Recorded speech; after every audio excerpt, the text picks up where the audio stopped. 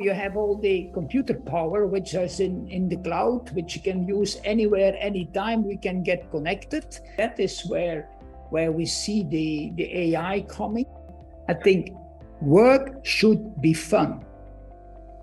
And if work is not fun, you should consider to do something else. You deserve a much better life. My dream is still to have a wireless factory. You can run a factory in a totally different way. You can do quality in real time on a robot. And that, as I'm speaking, is possible. And that was not possible 3 years ago. Good afternoon for everybody, I hope. It certainly is a wonderful, pretty day in Geneva. I could say it's the first real day of spring. I hope you guys are all enjoying it. And thank you if you have joined us today, because I imagine that all over the campuses in Barcelona, Munich, Geneva, there must be a lot of, early spring, activities going on, people heading over to parks and everything. Ronnie, our guest of honor, I'm sure you'd love to spend some time outdoors as well, but thank you so much for joining us. Everybody, this is our next Learning from Leaders. I'm stepping in with the intro, Peter Van Ham here in Geneva. I'm stepping in with the intro from Luc, who had some connection trouble. He assured me it wasn't because he was having some aperols at Lake Geneva. Welcome again to all of you for joining us, and a special welcome to Ronnie Leten. Ronnie is a wonderful entrepreneur, businessman, leader, human being, sportsman. But he's also the very first guest from Learning from Leaders. Ronnie is the chairman of Ericsson. He joined us in March 2020. He was going to join us live in Barcelona for the Learning from Leaders session. But COVID then decided that was not possible. And then he became our first ever virtual Learning from Leaders guest. And Ronnie, you kindly agreed to now join us a second time, just before you say goodbye to that fantastic company that you've been leading for the last 5 years, Ericsson. Ronnie, welcome so much to Learning from Leaders. Welcome back. Thank you, Peter. Thank you. So it's a great honor to do this. It's always nice to do some interaction and listen what lives in the world. So there is always a good moment to learn. So even if maybe you think you can learn from me, but I can learn as much from the questions and the interaction I get here. So this is also a great moment for me then. That's really amazing that you say that, Ronnie. And to answer with a little bit of a joke, I remember this 100-time world champion of snooker from our home country in Belgium that I once met at his snooker palace in Belgium. And he said, I can learn even from the worst snooker players. For example, I can learn how not to play snooker. But I hope that if you are going to learn something from us, that it will be something positive.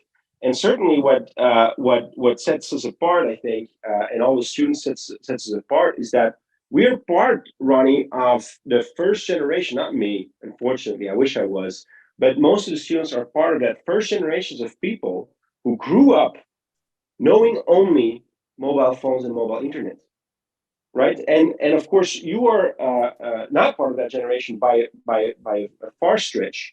I'm not, I've had some of my youth without internet, without a phone, and some of it with. But in any case, you have been leading for many years now as a chairman, one of the largest players in this space, which is Ericsson. I remember Ericsson from having an Ericsson phone. That tells you a little bit about how I'm not so very young anymore. But today, Ericsson is still a very big player in this space. Could you tell us a little bit more, for those of us who don't know Ericsson from his phones, what is the main activity of Ericsson today, and just how big and important is this company? Yeah, no, thank you, Peter. And you remind me when you say this is a generation which grown up with mobile phones. I've been growing up with cards, which you had to put in a computer, and hopefully floppy then, disks, I think they yeah, were no, called. even before it, even the what they call it in English, I don't know, the in Flemish they say the ponskaarten. I don't know what is the history in that. So from that time, I remember that if I had to do, I think one of my degrees on statistics, and we need to make a model. So I had 2 meters of cards, which had to be in the right sequence and make sure they don't fall down. So you see how fast the world can change. So that's sure.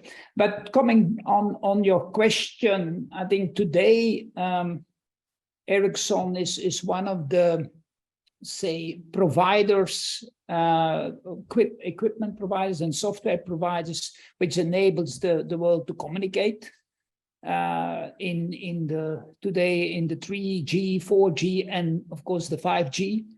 And that is Ericsson doing worldwide, installing, keeping it up, upgrading, and doing some training to all the people in the world. Yeah. And when we say 3G, 4G, 5G, just to be clear, that doesn't stand for the speed, although of course there is a difference in speed of internet between those, but it stands for third generation of mobile networks, fourth generation and fifth generation. Yeah, you should know all the communication. This very nice, if you go to the website, there is some history to read, and I think it's maybe on a couple more other company website, but on Ericsson is also about the history of Ericsson, because the company is more than 100 years old. So you had the wire, but there was a time that the wire was replaced by the mobile, and then you start with generations, and that is where the G's are coming from. And of course now there is a lot of buzz,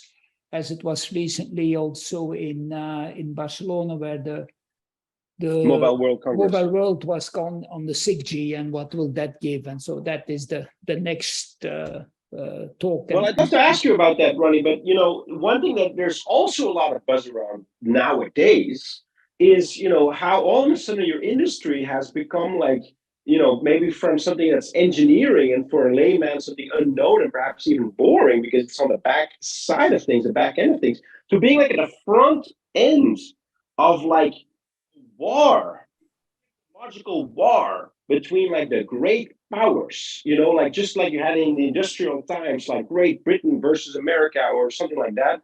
Today you have what's called a chip war. At least some people are saying that, they're writing books about that, and saying like the future is to those who own the latest generation of mobile networks, of chips, and so on and so forth. Tell us about that. Yeah, but it's true, and of course we all know about the transition and transistors, and then I think we got the semicon, which is I think today still going on, and they become smaller and using less energy. Look to your mobile. I was looking to I think it was a short summary about, say, the whole journey to go to the moon, and of course the computer they had in the Apollos was less power than this one. So I think that's unbelievable. There's much more power, and therefore I think when you talk about the chip war, what you say, of course, this becomes very crucial for societies to make sure we have the supply. It's like the food supply. It's like we've seen when Russia. It's a critical industry. Yeah, it's very critical. It becomes a very critical industry. Yeah, very critical industry that I think we should not. And that is, I think, also when you see that the majority of the chips are made in Taiwan, and you can imagine with the geopolitical stress which between China and Taiwan, and then that we are as Western world depending on Taiwan, you can see there is definitely conflict of interest. Huh? But tell us what that means for us, though, because like you see all these great political powers act on this. You see very big companies act on this. What does that mean for all of us? Like what we have our phones, they work fine. The internet is rather fast. It's going to get faster. Like what's the problem? Like what does it mean for us? Yeah, I think as long as there is supply, there is no problem. The problem is the day the supply stops.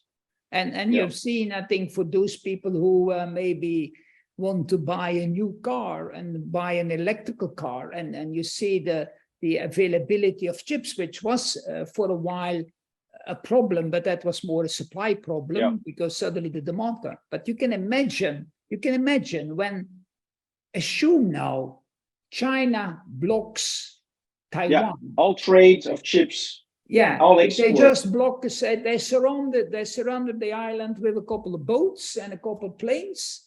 You know, we become like a little bit of a, like, you know, the Cuba of internet technologies, meaning that we may still have phones and internet and everything, but it will start to be very old school, and therefore who owns the technology is the leader in the economy, and who doesn't have it, sort of falls back. And that is also the reason why, like, there was an instruction, I think it was especially in Holland, where ASML, which is one of the largest companies who are supplying the equipment to make the latest version of the chips, I think was a restriction to deliver machines to China.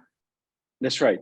Yeah, we've seen that news. This company, a spin-off of Philips, I believe. That was a leader in sort of the machines that made the chips, and up until the president of the United States would put pressure on that small company. Well, not so small, but that company from a very small town in the Netherlands, to say, you should not deliver your machines to China. This is a vital interest, for the Western economies. I mean, unbelievable. Now, bring it back to Ericsson, though. So Ericsson is Swedish, therefore European. Does Ericsson still supply to China, to the US, to everybody who buys their supplies, or what does the market look like? I think beside to Russia, not anymore, and to North Korea, but all the rest is still open and is available. Of course, the majority of the markets for Ericsson are, say, the Americas, India and Europe, the major, of course, and then you have Japan and Korea, because we all know the Chinese competition is, I think, when it comes to mainland, is the preferred supplier, but Ericsson is available in China. So that in all those countries. And so tell us, who, if we wanted to, start our careers, and we wanted to work in a place that has the best internet, right? The fastest internet, most reliable, most ubiquitous. What country should we go to? Who's most advanced in 5G, or even starting to look at 6G? Where should we look at that we may not expect? I think you can go to places in, say, around California. I think Switzerland was the country where I lived, was rather quick. Oh, is that right? Yeah. I think you saw also Korea was rather fast in adapting. Yes, South Korea. So these were, but I think the majority, of course, and then you have China. I think in China also you have. But the majority, if you take, I think it is the US was really in certain spots. I'm not saying the full coverage for US, but US had been and Canada had been running the race to be fast. I think Australia was one of also the first one. We should know, and that I think is many times we forget that, say the communication is like the infrastructure from a society. And we know that the countries which have the best infrastructures when it comes to roads, when it comes to bridges, when it comes to all electricity supply and communication supply, are also the most competitive countries. And that is, I think, we learn more and more. Communication plays a more and more important role in that equation. Yeah, and that's absolutely true. I'm not surprised that you mentioned countries such as Switzerland, Korea, California. Those are known to be sort of like innovative places. So it's not surprising that they would really bet on that communication technology. But it's interesting to see that you have those. Some say there's countries that have a chance to leapfrog, because when you have mobile technology, that's no longer the wired technology. So have you seen any countries do that, or that are doing that? Yeah, of course, the majority of the countries had already some kind of wireless communication. So from that point of view, I think. But if you go back,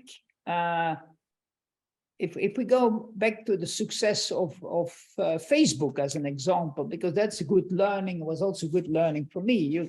Because Facebook was already at the time that when 3G was there, I think, but it was rather not a very high use. But then I think the iPhone became more and more success. I think it was easy to use, and then on top of that, the 4G came on, and the 4G I think was also the first very dense availability. Where you can really have that availability sort of was in California, and I think these three together, say the software, Facebook, the tool, the iPhone, plus the easy to go 4G, made it really that Facebook was becoming more and more popular, and they took share.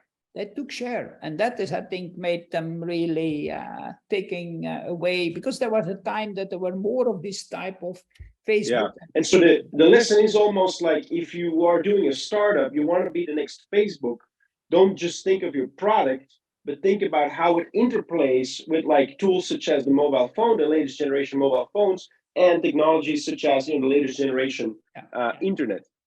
So can we see that on the horizon? What will be the next Facebook if you think about the 5G abilities? I think what I see now when you talk about 5G, and we all talk about, we have seen the new application of artificial intelligence and why suddenly this happened.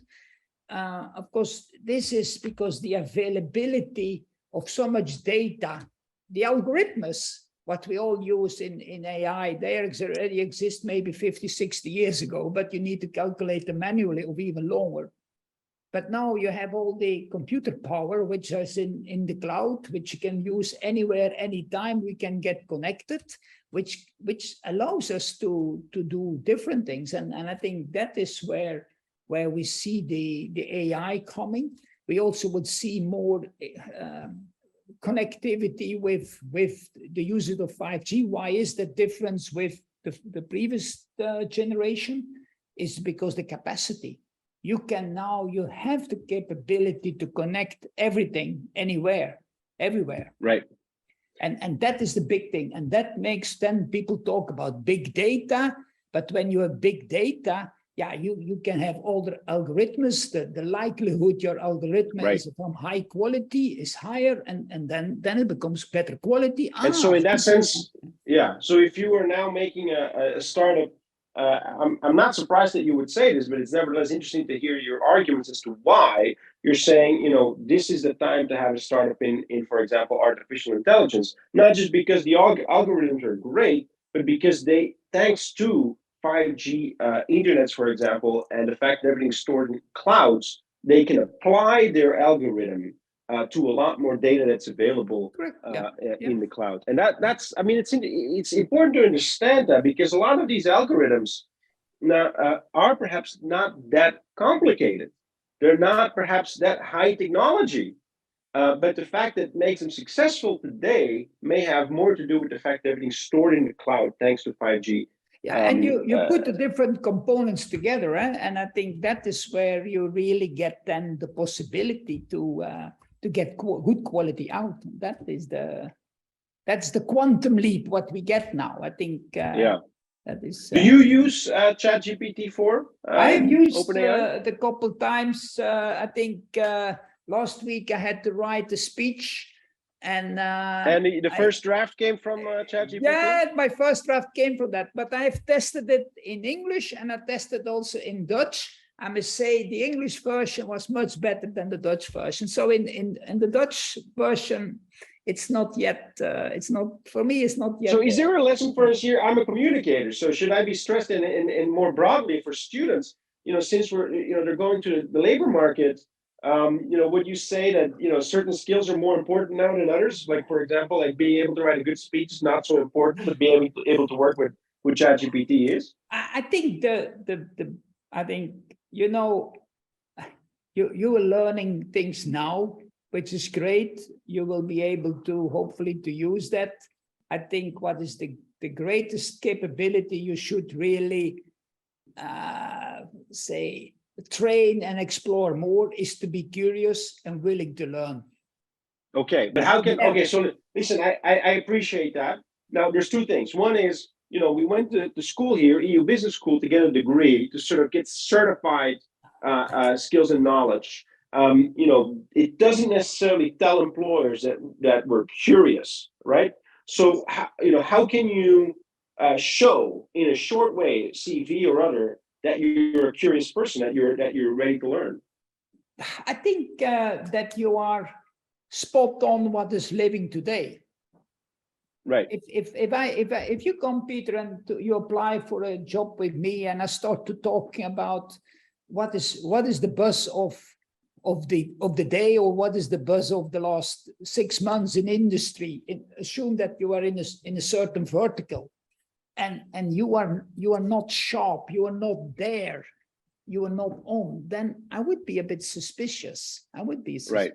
Then I say, oh, Peter, where have you been? Have you been on holiday for a year or whatever? It could be, huh? And that's also... funny that you ask. Personally, I've been on paternity leave, so I think I've got an excuse for that. But I know that you're still reading and catching up with all the thing and try to be curious. I think that is important, because going to what you all do now, do with training, you get in a structured way a lot of information, which you pick up part of it. You will not pick up 100%, forget that, even if you have the ambition. But at least you learn to grab a lot of information, and on that one, that will be your, again, the foundation for more breaches on your tree. Yeah. And that's the same what I do. And let's apply that now to you, Ronnie, because you've of course had a long and illustrious career.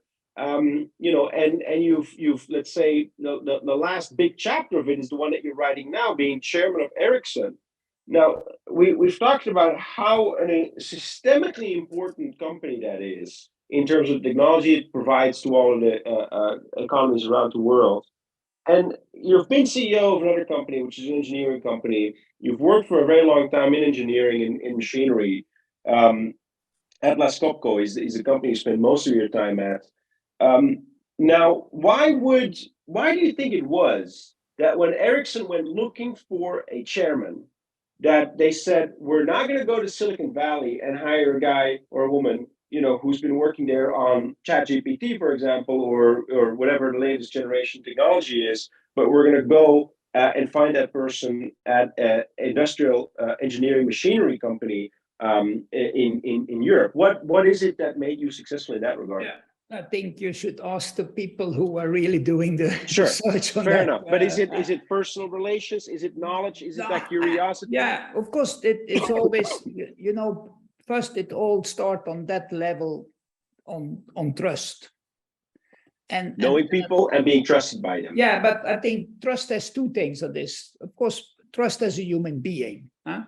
You walk the talk. You are a person who is predictable. That's the type of trust which you also have with friends and here and there. That I think is why, and that was with the people who are really taking the decision that okay, this is a person. When he say yes, it's yes, and when he say no, it's no, and he has a reason for that.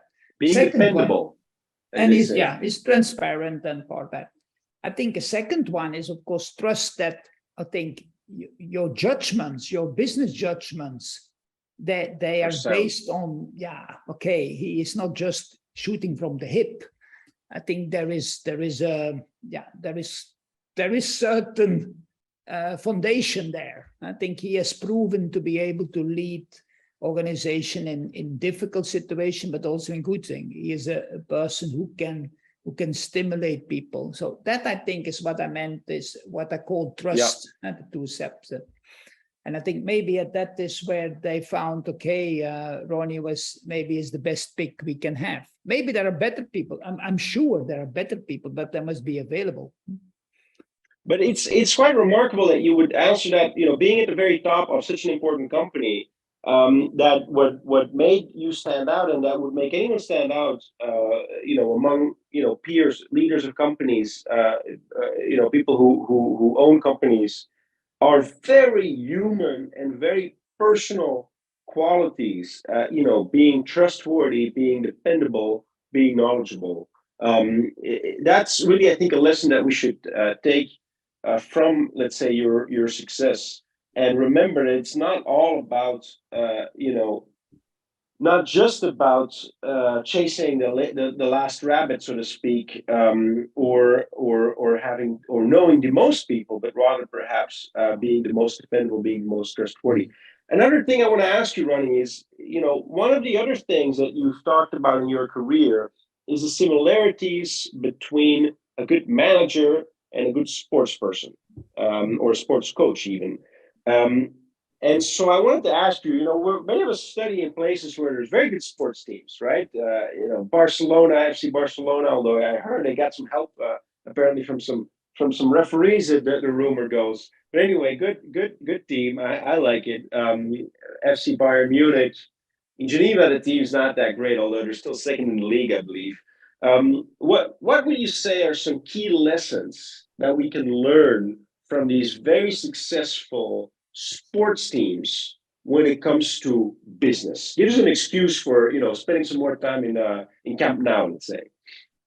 Yeah, no, I think if you see in these teams, if you take the Barcelonas and the Bayerns of this world, and you try to demystify what do they, I think they have a group of people who are able to attract a good team, but also work in a team, and also are they have a clear direction what they want.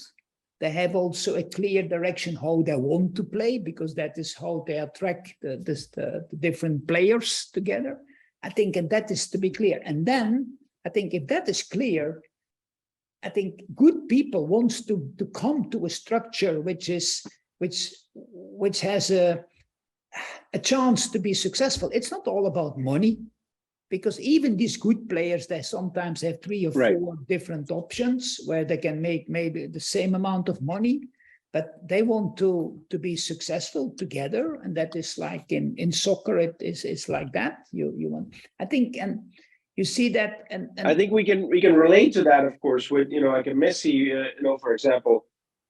Sorry, not being successful or as successful as an individual in PSG, even though you've got the collection of the best individuals, highest paid people in sports, but then in a team like FC Barcelona, that it does sort of. Yeah, but you see, like Barcelona had a way of, say, I think the way they want to play soccer, because that is their strategy, how to get the most successful in soccer, and the way they played, and that's also the way they train their players and also their younger players, and that's also the way where PSG is. Maybe they assemble maybe the best players they can get, but you need to get let's call it a concept.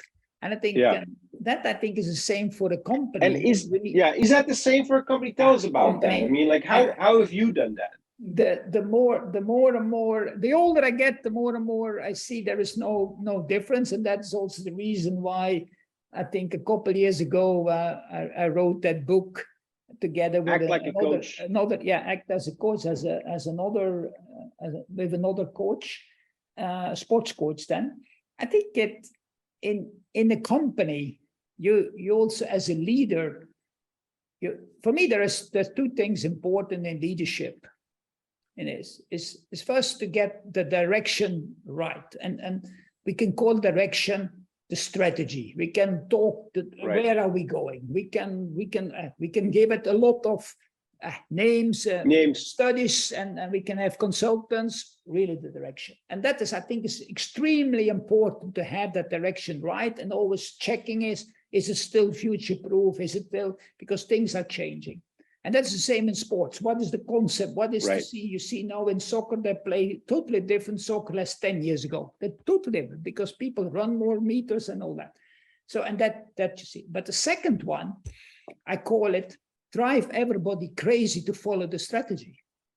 And that goes with culture, that goes with the structure, that is also right to train the right people, monitor the right people, motivate the right people, and get it. And sometimes, I use the word deliberately a couple of times, right? Sometimes you have to say, Peter, I think you are not the right person in this thing, and I need to put you in another place, and then you can choose to stay or not. Huh? Right. I think you literally sometimes bench people, so to speak, or put them in a different position in the field. Yeah, different, and maybe you. And that is, I think, these two things is direction and drive everybody crazy to have fun. You are allowed to have fun, but that is the thing, is the cheerleader, and that is to make sure that people are respected, that you interact, and also you lead by example. Huh? You lead by example. It's really fascinating to hear that, especially from somebody like you who has actually done that and is doing that at huge global companies.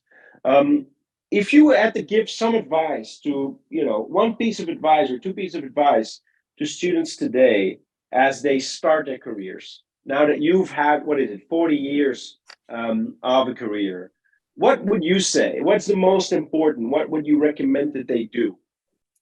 I think, and I see I have two sons who are also at the end of the 30s and also making their professional life. I think for me there are two things, and that is on the private: have fun, work, and this is, I think, really, and you should quote me, there's no problem. I think work should be fun. And if work is not fun, okay, there is sometimes a day that's more difficult. Sure. Okay, come on, hallelujah. But if work is for a while not fun, you should consider to do something else. You deserve a much better life. Don't hang in. Don't complain. Slavery is already gone. I don't know when it was stopped in years ago. Yeah. You don't have to stay in something you don't like. Yeah, don't do that. Don't do that. And that that is your choice. Your choice. We all have that choice. Yeah. And the second one is manage your private life. I think sometimes, and of course, I also have been young, and my wife and I met my wife at university, and okay, we went on fine. And at a certain moment, both of us had opportunities to do something different. But then, okay, you decide, can we cope with that in our private life? And that, I think, is because if you don't manage your private life in a good way, it eats so much energy, that you cannot be happy at work then, because you're always busy with something else, and then your boss say, yeah, but where are you, and what is this, and then you have to find the reason. That I think these are, for me, two important things, and that you decide yourself. That and that, I think, is my advice, and that's also the advice I am giving to my two sons, because a couple of years ago, one of my sons, he was complaining at the dinner table about his employer, and I say, stop it. They say, no. You're free. You say, you're free. So why? Yeah, but then I think, no, but you decide. You say, otherwise you deserve. It's very liberating to know that, and very empowering to know that's true. But of course we are in a situation now. We're being a little bit scared, Ronnie, aren't we, by news reports saying that despite the fact that wages have been going up and we're in full employment, that we're also seeing a lot of layoffs at tech companies, and is there a next crisis coming? And so maybe people say, like, well, listen, if I got a job, I'm going to keep my job. Yeah, okay. That I think if we really believe, Peter, that goes on forever, then I think we better go all together to an island, and we learn to be a good fisherman and do a bit here and there. I think this is happening. I also I graduated in 79 when there was a crisis and all that. And I remember that at the time, they come and go. yeah, you guys, you write in emails, but I had to write my letters, my application letter one by one, and I wrote 50 letters to companies to get an invitation on that. So these things happen, they go, but I think that's also a learning experience. But on the other hand, that sometimes people say we just the opposite. We don't find the right candidate. And then I said it the last week. Then someone said to me, yeah, but we don't find the right candidates. I say, but okay, how many people are living in Belgium? 11 million. I say, and are you telling me you can find one person who fits in that? Yeah. And then many of us are working in countries that are much bigger than that. Yeah. So, I think that's good. That gives us some confidence that, as we go into the labor market, that we are really free to choose in that sense. At least if we do follow the direction, if we do show that tenacity, be trustworthy, and so on. I also want to ask you a couple of questions, Ronnie, from students. We're here with the students, and I want to start it off. I think many people are interested, honestly, in the company that you've been leading for such a long time, in Ericsson, since it's so important, such a crucial role in technology. So let's go to Mohammed first, Mohammed bin Chafi, who I believe comes from Morocco. Is that right, Mohammed? But you're studying in Barcelona and doing your MBA there in finance. Yes, indeed, I am. Excellent. Well, take it away. I'm sure you've got a financial question. Okay, perfect. Thank you. So first of all, I want to personally thank you for your inspiring words.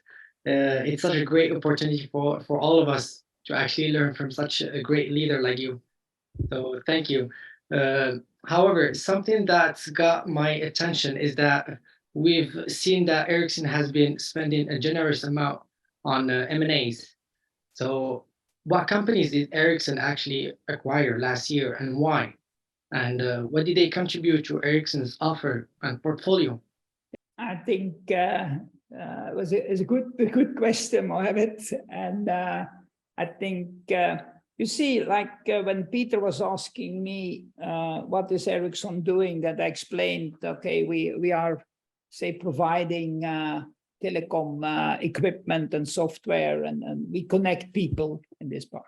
So that is, I think, we are doing, and that is up to today our core business. But what we saw is that in 5G, you have so much capabilities, software capabilities, to just to name one, to slice the spectrum. I'm not going in the whole technical, but really to give you, say, let's say if you're on the motorway, we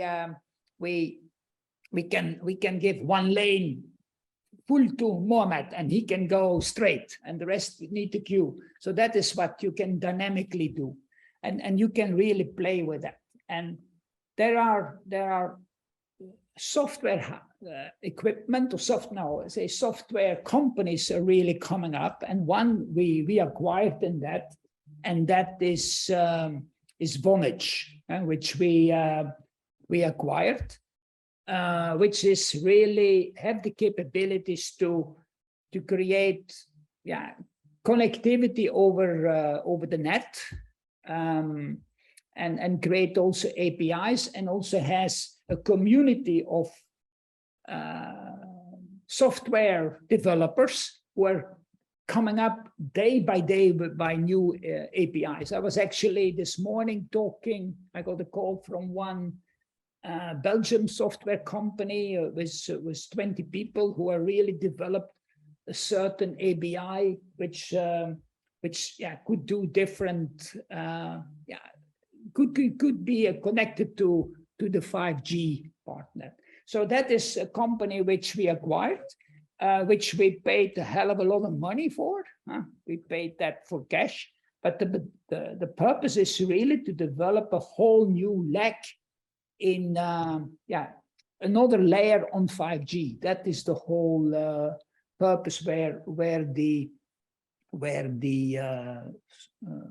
telecom. And is that what you do then? Is you try to really own like 5G? Is that and every aspect? We always will make application on the 5G, which are embedded in kind of APIs where, let us say, you can have on.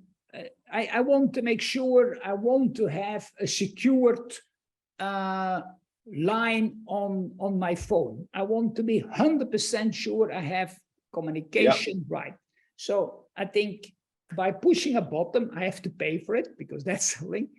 I get, say that what I was explaining with the motorway. Sure. I got that lane available for me for the next coming 30 minutes, and I can reserve that. So there's another one on security there. The problem is I don't know what I don't know, but if you start to brainstorm it, there are so many applications which we will come up with us. I think to steer robots from remote, to download certain areas which today are very cumbersome, or the integration of, say, medical measurement and video. All these things can come close to it because today you have different softwares you need to start up. It becomes all one. And that is, I think, where, Mohamed, that is where Ericsson put, I think we are working. Yeah, we're putting this money. Yeah, I say in business, you don't hope that you do in church, I always said. So with that, but that is where we have put a lot of money in that to make it happen. Is it because we have that company now more or less a year? Is that coming out? Is it really developing more and more? Because it's very early stage, because that's also in software. You know, you need to be fast. You need to make those bets ahead of time. And the leader takes it all. So the leader takes it all. You need to be there. So that is where Ericsson, beside the 5G, is also now developing more and more, say, software and products for the enterprise. That's. I hope, Mohamed, I gave you a bit of clarity. Yeah, you did. But read about Vonage. Read about it. So then. Well, I'm sure that some of us have already, with this 5G internet, have done a search already on that name and found out some things about it. I should say, by the way, that while we were speaking, we also got some info, some intel from Gopan, who told us that South Korea and the UAE are the countries that in the Q3 of 2022 with the fastest internet 5G at about 500. I suppose megabits per second. Maybe I got that unit wrong, but the fastest ones were South Korea and UAE. Building on your question, Mohammed, I think Amit has something that can build on your question for Amit Kumar Thakur, who's from India, but also in Barcelona. Maybe you guys see each other there every once in a while. He's doing his executive BBA and MBA in Barcelona. And you had a question to build on Mohammed's, I believe, Amit. Thank you, Peter. Thank you. Thanks for having me. Hi, Ronnie. So I have a question around how Ericsson is planning to differentiate between the competitors in 5G and how to maintain an advantage around it. Yeah, I think because you say, how can you, in a very regulated market where there's a high standard, how can you really differentiate?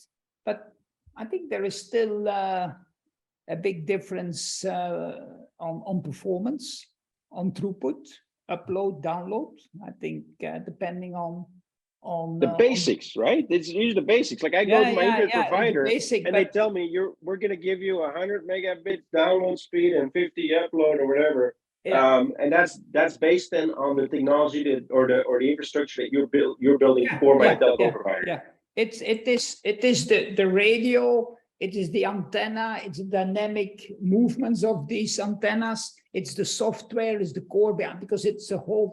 I think that is still a race that is constantly going on and getting capacity. I think another one is on service, because unfortunately these things can sometimes going down. That happens. So are you there? Can you deliver that service at the right cost? And another one is energy. Yeah. But we have seen the last 3-4 years, of course, these radios, they eat a lot of electricity. So if you can get, and that has the total cost of ownership to run that network. And also we know with 5G you need more radios because it needs to be closer to the user, so you get a higher density. That means more radios, more connectivity. So the total cost of ownership is a very important, and that's a race. So I think also like weight, but that has to do with service. If you get these radios and you need to bring say 10 kilos, or you need 30 kilos, that's embedded in the design.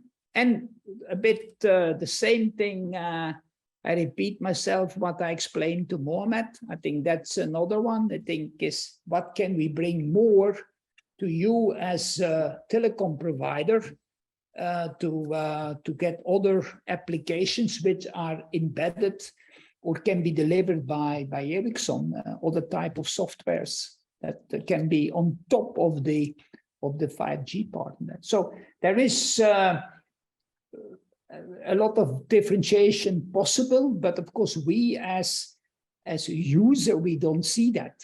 It is more for the Verizons and the Telefonicas of this world. Of course, they can see that, and it's not easy for them to always benchmark that, to measure that. So it's a rather complicated. Yeah, it's really a dynamic reality, isn't it? And I want to talk a little bit more about that. I'm going to ask, by the way, Mar, if you could perhaps have one of the people that's attending today, Yves Leterme, see if he can come on camera, because he also had a question. I just want to make sure if indeed that is the person that I think that it is, which would be our former Belgian Prime Minister. If indeed he's in the room, let's see if we can bring him on camera, because he had a question as well. Before we do so, though, I want to follow up question from Antoine. Antoine, who asked, in the next 5 years, if you now apply what you said, about, sort of speed, energy, service, the way you're competing in the market against other companies, if we now apply it in the next 5 years, and specifically to companies such as Nokia and Huawei, how do you think you're going to come up on top as number one in the market over five years? What specifically is going to make you win from those companies? I think I used TCO, the total cost of ownership, the part of innovation. What can you deliver more on 5G? How can you make also say you ready for the next generation? Because you should know that the rollout of 5G, I think, already started with 4G.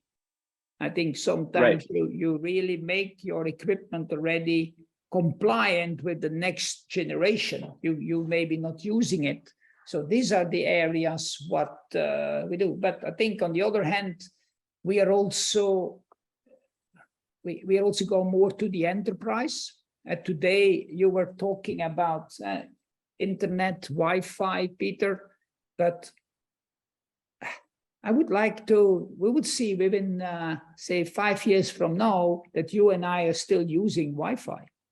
What would I use? Yeah, we will just use the main net, say either we use the 5G because the capacity is good enough, and you don't need the Wi-Fi. Oh, of course. So, I'm sorry. I almost forgot. Like, it's true. Like, I am right now on the internet with a box given to me by the internet provider. But of course, I'm also on the internet with my phone with 5G. And so I think for many people, we're already sort of barely making the difference between the two. Yeah. Because 5G has gotten so good. Yeah. That I barely see the difference in performance sometimes between 5G and Wi-Fi. And so you're saying that we may see the end of that. Yeah. No, not the end. I think Wi-Fi will always be, because it is the non-regulated spectrum that you have and that you use and that you could, and which is also lower cost. But on the other hand, it does not give you a guarantee of service. We all know that sometimes the Wi-Fi falls out, or it gets a bit dizzy, and that I think is coming more and more. We will get really private networks based on say 5G technology. That I think is coming from. I think there will be more and more, and that will be more and more also rolled out on the on the shop floor, on the factories. My dream is still to have a wireless factory, because today and I've been myself in my younger years a manufacturing director, and you have to do layouts of factories, which you sit with constraints because you need to have the cables, you need to have this connectivity. But if you don't need to think about that, and you only need to think about just only one, that's power. But all the rest is open. You can run a factory in a totally different way. You can do quality in real time on a robot. It does not need to go to a docking station because the camera is in real time talking to the edge. And that, as I'm speaking, is possible. And that was not possible 3 years ago. And that, I think, is something what we will see in the, we will see connected, the whole industry in the factory will also get connected. It's it's fascinating where all this is going, and we're looking forward. I want to ask Miriam perhaps to see if we can look back at the past year. Miriam, you're French, you're studying in Geneva. I think we must be close to each other then. And you're doing a master in marketing at EUBusinessSchool. What's your question for Ronnie? And I should say before you do, Yves, if you are with us, Yves Leterme, we should have sent you an email link where you can join us as a panelist, and then we would very much love to see you on camera and ask you a question if you can do so. But first, Miriam, go ahead. Thank you so much for the talk. Actually, I would like to ask a question about sustainability because as you the advanced technology is in constant development, and there are many studies that are made to see and track how it affects the planet. And I would like to ask you, is Ericsson taking any steps to mitigate the potential negative effects of the advances technology for the planet? Yeah, I think it's a good question, because I think, of course, the whole area on the environmental is extremely important for all of us. I think we see that, and we need to make sure if we can still have a good life and do a good private life and a good business life and creating welfare and all that to keep going on.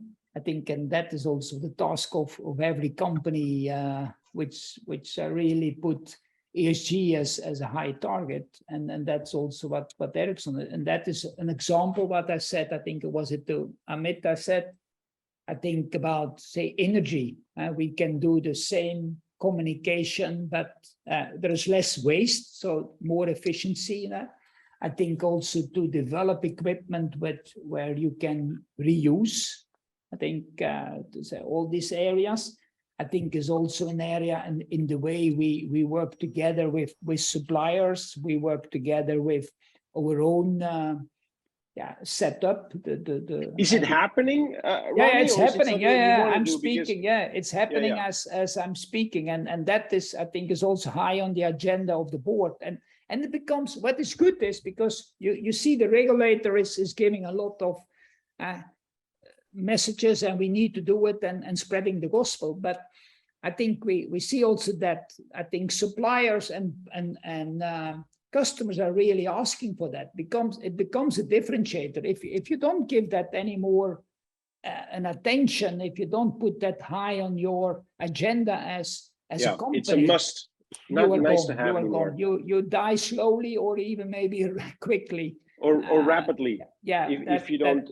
That is working. So Miriam, I think for sure, and I think also because ESG is not only about environment, but it's also about the way we interact with each other. We work together with each other. We respect each other. I think the gender aspect, I think, is another part. Age is also another aspect. I think I'm talking about myself now. I want not to retire. I want to keep working. Yves, you too, huh? So I think, and that I think we learn as a society. We are busy with that, and I think it is respect for the environment, but there's also respect for the human being, and that, and it's good. I think that younger people are giving much more attention than I think the generation when I was growing up. So it's great. Yeah, it's certainly a top of mind for many people, including young people. Now, again, one thing that's also top of mind is sort of this competition between, the geopolitical competition. And I want to see if indeed Yves Leterme, former Prime Minister of Belgium, has joined us. If you have, please say hello and come on camera, because I know you had a question about that geopolitical competition. Well, thank you very much. Let me first use 10 seconds to commend EUBusinessSchool for organizing these events, online events. And of course, also a word of appreciation, if not more admiration, also for the role Ronnie Leten plays in the industry in Europe. My question is very short, actually, but starting from the geopolitical reality today that plays out also in the economy. Not only a breaking up of supply chains because of external factors like a war situation and so on, but also a really dedicated effort to break up the global economy in different blocks, two main blocks, via regulatory frameworks, via protectionism, via all kinds of subsidies, subventions. And my question is starting from the reality that in the ICT-driven economy we see today, there is the American bloc with the Apples, with the American search machines, with the Amazon, and then you have the Chinese bloc with also very strong constructors with the Baidus, with Alibaba. And in between, we used to have, some decades ago, very strong European companies. And now we see the semiconductors we're lagging behind in terms of all kinds of industrial applications. We're lagging behind. There is also protectionism in terms of subventions in the US, of course, subsidies in China, the role of the public authorities there. But where do you see Europe? You as a captain of industry, not as a politician, where do you see the reality now? There's the CHIPS Act, there's the Green Deal, there's a lot of money poured in the economy to boost the economy after COVID and the war. But how can we catch up? We're a big market, we're very nice societies, open societies, the best place to live in the world. But what is needed now to catch up and to be strong enough to make for future generations a real future worth living in? Yeah, I think Yves, is a while away we met, so good. It's good that you look good, you look strong. So you too. Good to see that. Yeah. So and one should know at the time I was working and living in Sweden, Yves was also there. So it were the Belgians who were keeping Sweden up. So More your side. Yeah. No, but I think this is definitely also on the agenda. In the board, in many boards where I am, especially also on the Swedish side. And last week, I was a whole week in India with the Nordics, say CEOs and chairmen. So we were visiting, we stayed in Delhi and meeting all the people who are doing policies in India and really what's going on.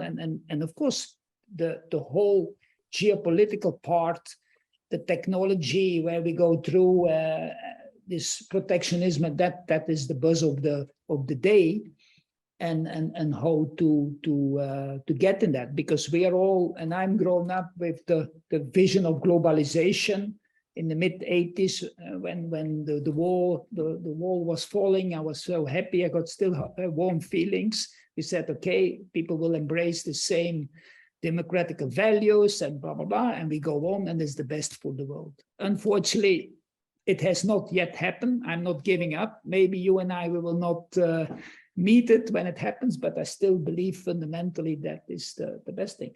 But to come on your question and the competitiveness of Europe, I must say I'm working since 79. If I saw then what differentiation we had as let's call it a continent, if we can call Europe as a continent then, compared to Brazil, compared to India, compared to China. And even, I don't think that from a technology point of view, we were definitely leading also towards the States. Mm-hmm. I think, Yves, and I have said it a couple of times when I publish something of an interview, I think we have a bit of complacency. we thought that we have it, but you know, it's like in sports, if you stop training, yeah, it goes down. And I think we have forgotten that. And of course, if I see what is the buzz and the work in India, the what people do, also the regulator, the way even in India to take decisions, or in China, we all know, we also come there regularly, see how quick things can be done. Very straightforward, because we will not insinuate there is certain corruption. No, it's really creating good for the people. And even in the US, and that I think we made it sometimes too complicated, and even good people in difficult structures, yeah, go slower, and everything has to do with speed, and we missing these things out, and that I think is costing us competitiveness. That because I think if we take a circle, I'm now sitting here in my office in Mol. If I make a circle of 500 with a diameter of 500 kilometers, and I make it, I have all the technology of the world. All the technology of the world. We are master of the technology of the world. But why can we not really then be, say, the most competitive part of that? And I think it has to do with, and you know, we should not talk about Belgium situation, but I'm 66, so it's no secret. And you saw my reaction, and Miriam was so, I say, I'm keeping working. The same for you. Okay, fine. We need to make sure that people are willing to contribute to the society and keep working. And of course, yes, everybody deserves a holiday. Everybody deserves a safe life. Everybody, I agree. Right. But I think I'm trained by my family. You should contribute more to the society than you cost for the society. Yeah, that is the way I'm trying to do up. that. That's sort of the idea. That is, I think, in Europe what we have lost. If you look to your parents after the war, what they worked, and they created the part, and then the country was really nothing. But they create value, and that I think is because this is a competitive world, and what people don't understand sometimes. He said, yeah, but I improved. Yeah, but the other one improved more. Then you lose competitiveness, because competitiveness is a relative topic. It's it's not absolute, it's relative. And then if I start talking like that, people give me pushback. Yeah, but life is so good here. Yeah, okay. Yeah. It's also thanks, of course, the efforts of the previous generation that you referred to, and Yves' parents and your parents. You know, I wanted to allow for this interaction to go over a bit. You know, we're based in Switzerland, Ronnie, so usually we end exactly at the hour. But this, I want to just tell to the students, this is something very special what you've just observed. Yves is you know, a long-standing Prime Minister of Belgium, who is then afterwards had an international career. He said in Sweden. I think if you also actually work for a Chinese company, so you know very well what you're talking about, both as a politician and from a private career that you've had. And then of course you see Ronnie, who's been our guest now for the past hour, and who's been a leader and is a leader in the industry in these key technologies. So I just want everyone to realize how powerful it is when we have people like this joining us and interacting on these topics. I hope we all appreciate that, and thank you, Yves, for intervening. I do want to allow for one last question. I hope you guys will stay with us because we had one last student, Kevin. Kevin, I believe you're from India. And by the way, many of the students that join us today have joined us from all over the world. You guys are from everywhere. And so when we talk about competitiveness, you know, like maybe some of us that are from Western Europe, we may lament the loss of competitiveness from Europe. But of course, if you're from India, if you're from, you know, the UAE, if you're from South Korea, you know, that's, you know, our loss is your gain. Kevin, you had a question about AI, I believe, and IoT for the last question for Ronnie. Yes, thanks, Peter, for introduction. Hello, sir. I hope you love India. And thanks for your amazing views on the industry. Kevin, I was really, I have not been there now for 3 years and a half because with the COVID and that, I was extremely positive surprised, because I'm coming to India since the mid-90s. But what I've seen now over the last 3-4 years, and Kevin, of course, being really the leader changed of that. Kevin, go ahead with your question. Sorry. Yeah, so my question is to you that Ericsson has been leading the way in IoT, connectivity, and AI. And also, like we had a word about AI recently. So regarding the recent developments in AI technology, could you please explain a little more about exciting projects and innovation that Ericsson is currently working on in these areas? Yeah, I think one of the, say, application internally, if you take and the usage of the power of AI is also to a software to optimize the locations of the antennas and the whole network. So because this is a dynamic situation, because people are moving and you need more capacity here and there. I think, and before it was all done more or less manual, because you said so many people, it was more static. I think now with the usage of AI, I think there is a more dynamic balancing of the network. I think if I understood it right, because, I'm not sitting in the engineering group, but we had some World Championship soccer where Yves maybe was there in Qatar, that you were not there now. Then, but I think there were many people, and of course, more and more people were looking in the stadium to there. But you need to get the connectivity, and that is, I think, is the usage, of course, from the capability of 5G, but also the dynamics around AI and using that data and making further projections on that one. So I think we will. I am more and more. I see sometimes insights. I think in the medical world, the usage of AI. I think also for our own health and the predictability part of that. Of course, then you have other challenges, and Yves, as a previous politician, he knows then the ethical part in this. So we need to take care of that, because that will be challenged. But the capabilities are there.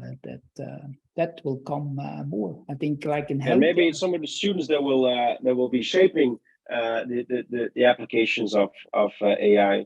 Yeah. Ronnie, I realized, we went over time. I really didn't mind, because we learned so much from you, and it was a fantastic surprise also to see Yves Leterme joining us, all of the students that were with us today and from all over the world. And I should even say that there was one of your former suppliers, Fadi Chihab, from the company Somico in Lebanon, that joined us today. And so he sends you. That's a long time ago. Somico, that's a long time. And Atlas, right. Atlas Copco. So you see, it's been an amazing hour that we spent together, 70 minutes. And I want to thank you for all of that. I want to wish you all the best in your future endeavors, because I know that after your long and illustrious career, you're moving on to other things as well. And then perhaps the last word, if we can, if he got 5G connection from Luc, our managing director on the other side of the lake in Geneva. Yes, hello. Thank you very much, Peter. I do get 5G now. Great session. Thank you very much, Ronnie. Good to see Mr. Leterme as well joining us. It's good to see that those type of sessions are also interesting for the network that we have created at EU Business School. Mr. Leten, Ronnie, all the best for your future endeavors. The door at EU Business School will always be open for you. So I hope that after 2 digital sessions, we will be able to get you once on campus to receive all your wisdom. That will be fabulous. You pick the city, we will organize everything for you. And for all the viewers, thank you very much for joining us tonight, and have a great evening. Have a great start of the classes to our Master and MBA students, and see you soon for the next session of Learning from Leaders. Thank you very much. Okay. Thank you, everyone. All the success. Bye.